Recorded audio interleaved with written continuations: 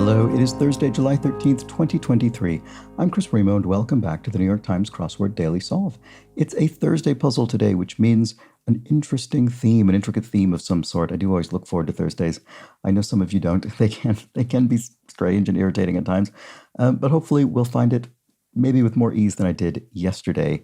A very simple theme that I nonetheless absolutely didn't spot for ages. Seems as though many of you also didn't, so that it was nice to I suppose, experience some of that solidarity. Though a few of you in the comments did see it considerably faster than I did, for which you are understandably slightly smug. Fair enough, and can't begrudge you that. And anyway, today is a Thursday puzzle, so it may well also have some kind of theme that is a bit tricky to spot.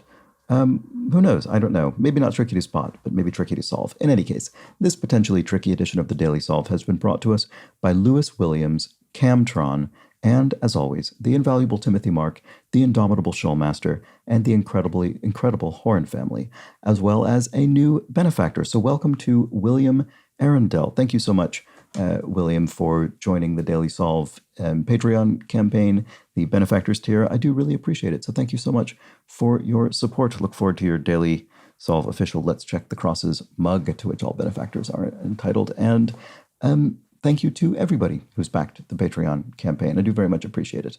And it means a lot. It keeps the whole series going. And if you'd like to find more about it, you can do so at patreon.com/dailysolve or in the link in the description field. Do also join the channel and, subscribe to the channel on YouTube, I suppose, if you've not gotten around to that. That's a big help as well. And of course, that's free, as is the Daily Solve Discord chat server, a nice friendly chat community. So there's a link to that in the description field as well. All right, let's get on to today's crossword. This is a debut construction by Han Huynh, first puzzle for him, and as noted, it is a Thursday-themed crossword, which was edited, of course, as always, by Will Shorts. So let's start solving, see what sort of Thursday shenanigans we have in store for us. Pataki of the Fast and Furious franchise. Oof, I don't know. I mean, I've seen a couple of those films. I have no idea who this is, unfortunately. Scots not could be nay in Scots English. Would be no or not. Sound from a note passer. Psst, maybe? That's sort of just a little vocalization to get the attention of somebody in your class. Agua fresca fruit. I mean, I don't know what specifically. Agua fresca, to my understanding, could be made with a number of different fruits, so I don't know. There might be some that are more common, I'm not sure. Control F action. In various pieces of software, such as web browsers on Windows computers, Control F could be a find function. And let's look at the downs now that we have a couple crosses. American-born Japanese, Nisei, this came up actually in the puzzle maybe about a week ago. There are these terms used specifically for first, second, third, etc. generation Japanese Americans, and they iterate. But Nisei second generation, I suppose. I don't actually remember all the different terms. Actress McDowell, Andy McDowell. Is this a rebus? Is her name spelled Andy or Andie? 1995 Coolio song featured in the film Dangerous Minds. I'm not sure offhand. Let's see. I'm really wondering if this is a rebus or if there's something else. Andy McDowell. Surely that's correct, right? From Groundhog Day and other films. J. Crew competitor. Oh, Eddie Bauer. Oh, this also has a D-I or D-Y. So,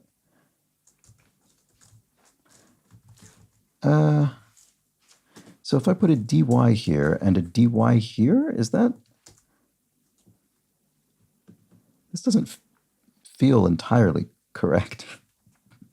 Eddie Bauer is Eddie Bauer and J. Crew are clothing manufacturers and retailers. I'm not quite sure what's going on. It feels as though I've stumbled onto the general area of the theme, but I'm not exactly sure how to deal with it, how to enter it. Part of a vampire costume. Fangs. You could wear false fangs. And upstaged, outshone. You maybe outshone someone. You upstaged them. Drawn out character. A cartoon. They're literally drawn. That's clever. Scarlett's first love in Gone with the Wind. I'm actually not sure about this. Yeah, I don't know. This statement is false, for one. A logical... I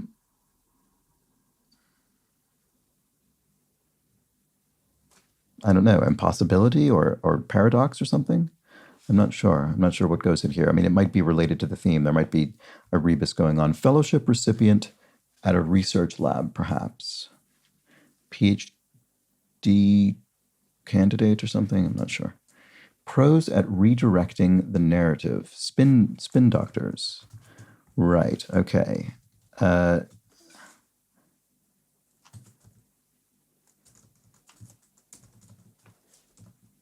So this is DOC, I guess?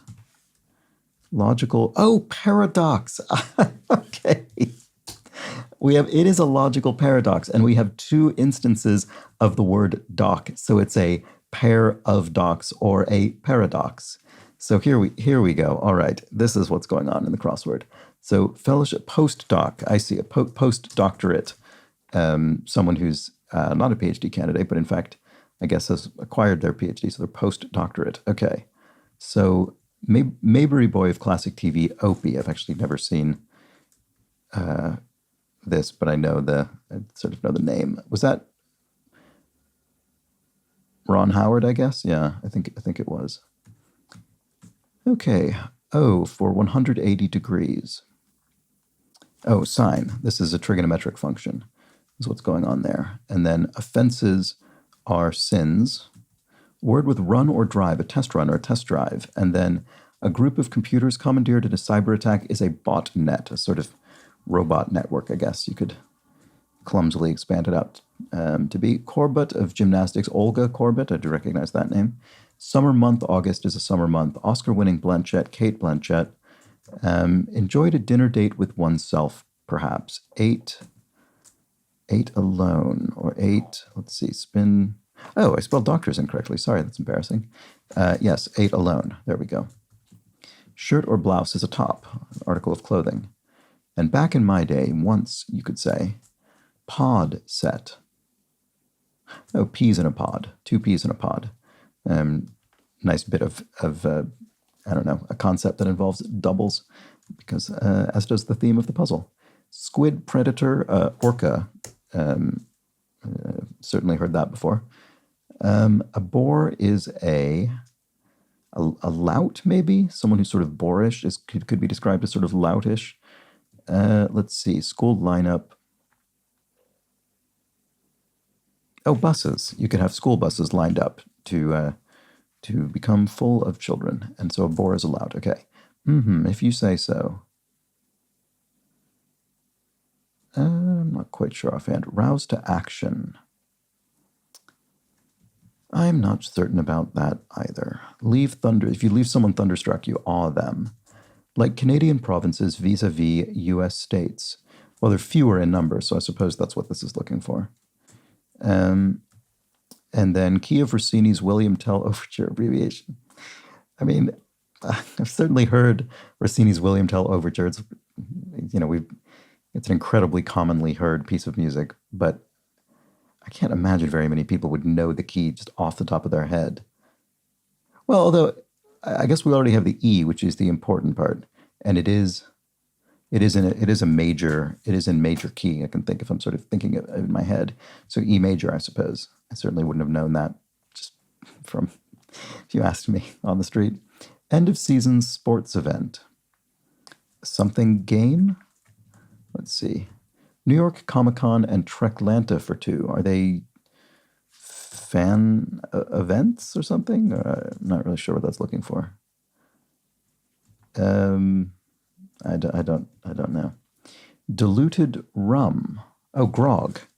Grog is rum diluted with. Well, I don't know traditionally, but I mean, I think sort of juices. So probably citrus. I mean, currently, if you go to a bar that serves tiki drinks and that kind of thing, you could certainly get a grog with various kind of fruit juices and things. I guess traditionally that probably would have been the case because citrus would have been used to prevent scurvy. So maybe that is. It would have been different than the modern bar version, I'm sure, but probably still included juices. Genetic messenger is RNA, ribonucleic acid, I think. And then, okay, so the fan bit of this answer remains, but I'm not sure about the rest. End of season sports event, right? What about this? Some bills, tens. You could have a $10 bill or a €10 note or something like that. Scarlett's first love in Gone with the... Oh, right, I don't know that one. Textures bye for now, ta-ta. A full one can be very revealing. A full... I'm not sure. This will be obvious when I see it. Heed. Take heed, take note, take... Can ta-ta be something else? Oh, no, right. Sorry. Bye for now. I wasn't really thinking about it in the texting context. Texters bye for now isn't ta-ta. It's TTYL, talk to you later. That's a thing that you would write in sort of texting language. So to heed is to... Does that help me with this? I don't know if it does, actually. And is... Oh, a bowl game? That's a... Yeah, I don't actually... So it is ridiculous how little I know about this kind of thing, but there is some sort of culmination. I don't exactly know how the system works, but certainly heard of bowl games being used, I guess, most often in sort of university level sports in the United States. Don't ask me to explain it. Name before Dick. Name before, what is that? Is this sort of Tom, Dick, and Harry? Is it looking for a kind of idiomatic phrase, or... I'm not exactly sure what that's looking for. A woodwind. Well, an oboe is a woodwind instrument, so there we go. What a nod usually means. A nod usually means yes. A full one. A full... Oh, the full Monty, maybe? Is that what that's looking for? The full Monty, yeah. That would be very, very revealing in a bodily sense. So let's see if that... Oh, name before Dick, Moby Dick. It's referring to the whale in Herman Melville's novel of the same name, Moby Dick. Okay, there we go. So to heed someone is to obey, right? I don't know why I didn't get that, but there we have it. Program interrupter, perhaps. A news alert or a news break, maybe? The Good Samaritan and the Prodigal Son, for example. Well, they're parables, or they're... what are they? With this J there, that's interesting. Jesus, something Jesus? I mean, they're parables that Jesus related.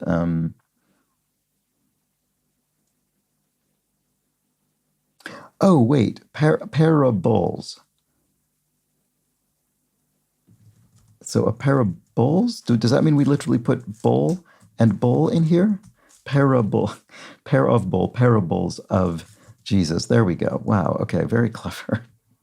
So this is a news bulletin, right? Okay. There we go. Definitely needed the rebus there to get that. And University of Georgia athletes. Oh, do I know this? Bull promise. My first thought was avenge, which doesn't seem correct. Oh, maybe this is with another F. Maybe this is fan fests, as in fan festivals. That could be the case. So promise.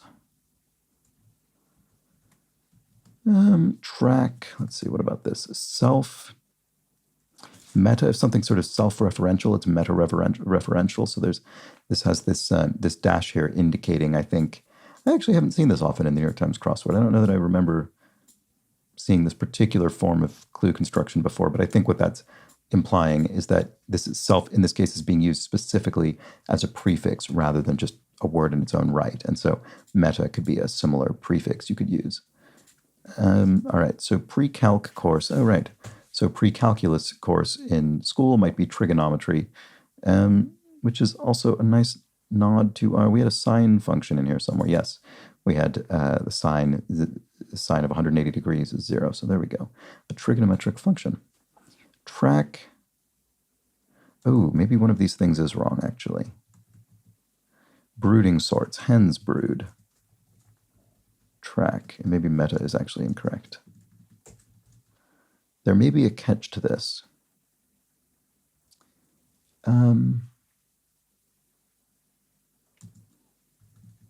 Promise.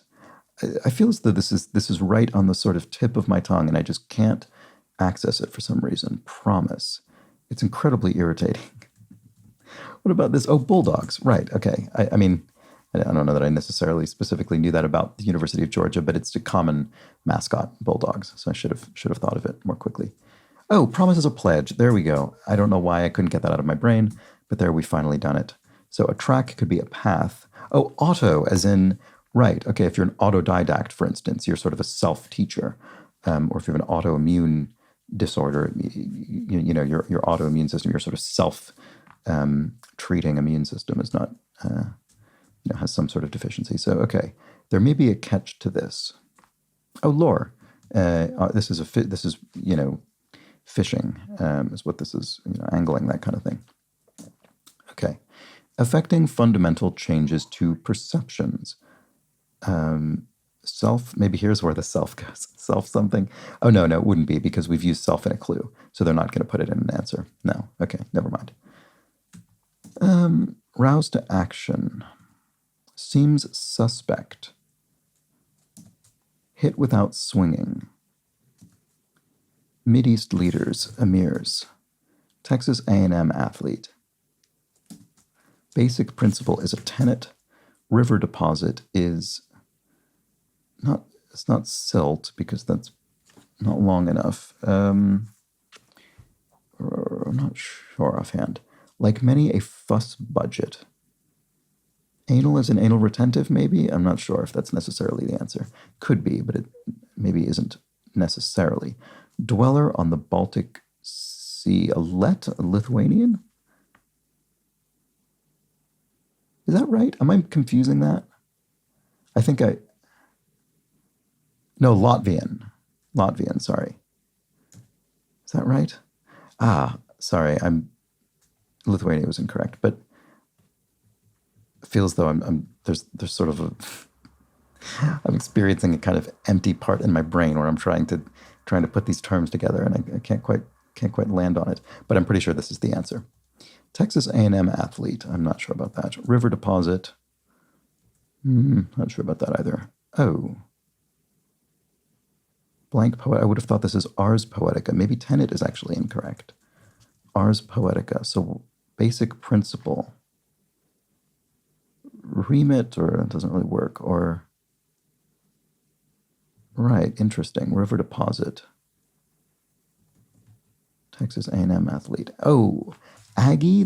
I think there are various schools that use Aggie as their sort of sports teams names, and it's some kind of contraction of agricultural. Basically, there's schools that have an agricultural education component or specialty. I think that might be the answer.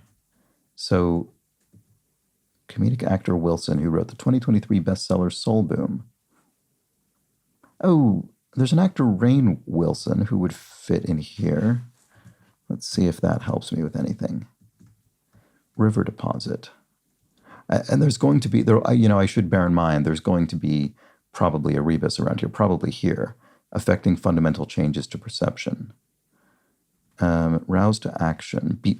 To bestir somebody. So if somebody stirs, they're kind of rousing, or if you rouse somebody in that way, you could bestir them.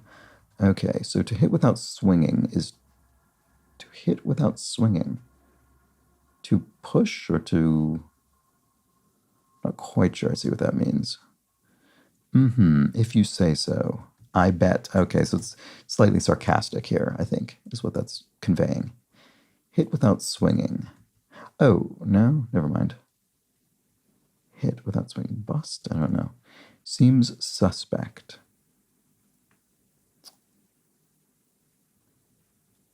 It is off. That's yeah.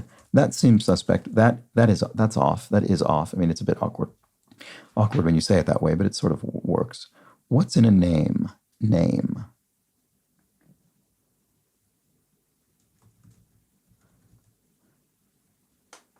Affecting fundamental changes to perception. Okay, well, if we need the two things adjacent to one another, they're going to be here or here.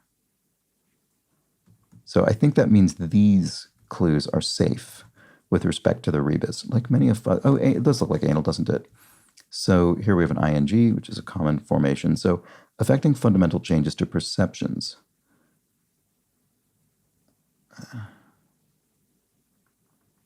Stifling, sniffing, stiffing, shifting. Shifting sounds right, with changes to perceptions. So what about this? Unpretentious home. A hut would be, I suppose, an unpretentious home, potentially. Territory could be one's turf, one's territory. And here, Canal and Mont in New York City, those are streets in New York City. There we go. I should have looked at these earlier. But I didn't. Okay. Hit without swinging. I mean, bust, why is that the case? Hit, what's the, hit. Going to bust you up, I'm going to hit you without swinging. I don't quite understand what that means. It doesn't feel right. What's in a name? Oh, Montague. Oh, from Romeo and Juliet, from Shakespeare. What's in a name? So Montague, one of the houses, the sort of feuding houses.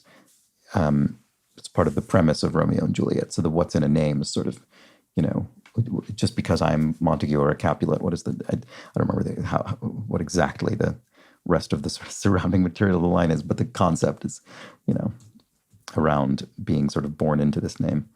Hit without swinging as a bunt. Right, okay, that's a baseball thing.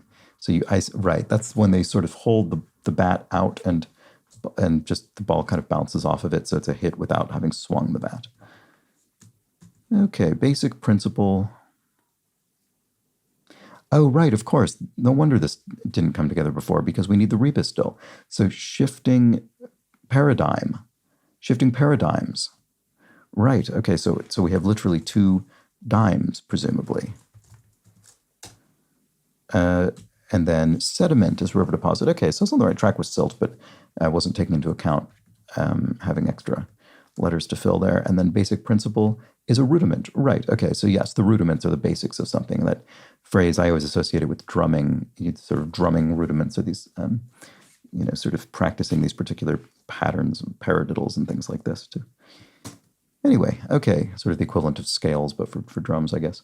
Scarlett's first love in Gone with the Wind. Oh, Ashley, maybe? I don't know. J. Crew competitor Eddie Bauer. Right. Oh, right. So now that we know this word, Paradise, Gangster's Paradise. Okay. So here we have dice. No, paradise. I guess is how this is. Paradise.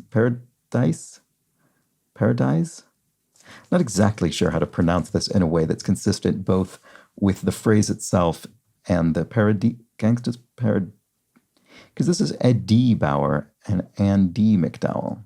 So paradise.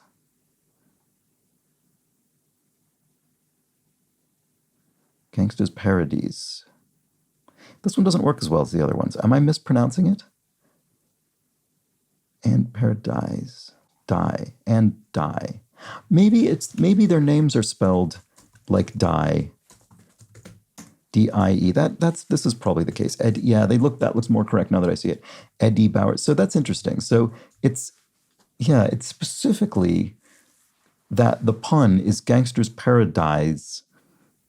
It's a little bit odd because paradise, we use a hard S, but in English, when we pluralize things, we use a soft S. Paradise, the two dies versus the singular word paradise. So it doesn't quite work, but the bit that does work is that we're spelling the word die and putting it in here twice. But of course, in context, when we then add the die to the end of these names, it's pronounced D and D Bauer. And I think that's reasonable.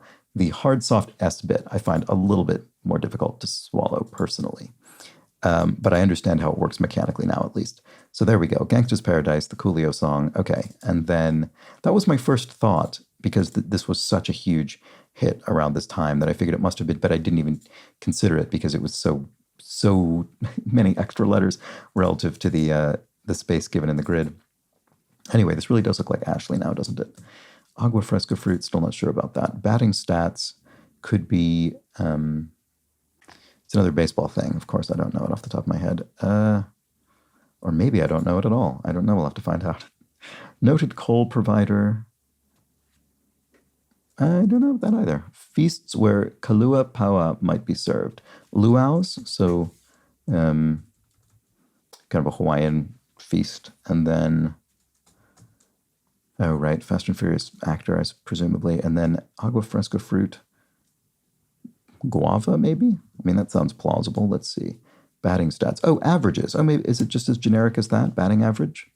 Yeah, that seems plausible. So guava, and then noted coal provider is. Why do I still not see what this is? Does it start with a B maybe somehow? No, maybe not.